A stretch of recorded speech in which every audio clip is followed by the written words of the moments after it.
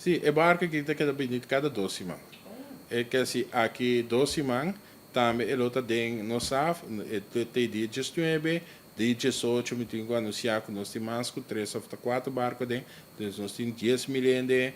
10 mil turistas, dia 18, dia 19, e barco tem acompanhar com outro barco, não, nós vai ter e dia na trova, yen de turista, de nos caia não. Então, esse ano nós está seguir vai até outubro, depois da season da vai cambiar, então nós está treinando e nós está papiando com nós também é oportunidade para vir interporting. Então, interporting também é algo que nós que logra, é algo que nós começamos a fazer aí passar na Panamá com nós e nós mostrando também que nós temos potencial, nós temos turista também para a Europa, que também pode dar cairo do Caribe, um barco cruzeiro, um paquete que nós podemos oferecer na turista na de Europa.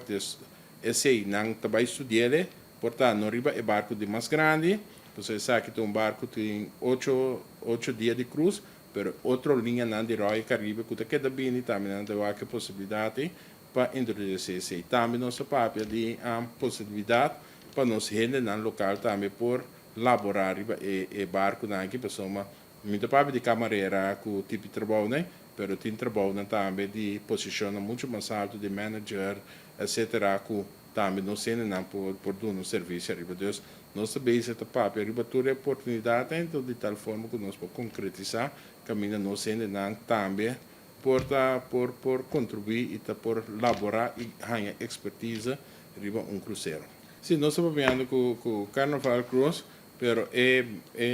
pier, pessoa orbo pisa barco não, botinho o é parte de logística, que se é pier 2, que está nombrar na nome de Tula, é pier que pode carga é tipo de barco não, que pessoa está extra grande. Então, nós temos é pier 1, que nós que breve, pero nós temos que chegar ainda com Carnaval, que bem com sua linha não, de mais grande também que eu que pode aqui não. Então, a classe de Oasis é a mais grande do mundo, pois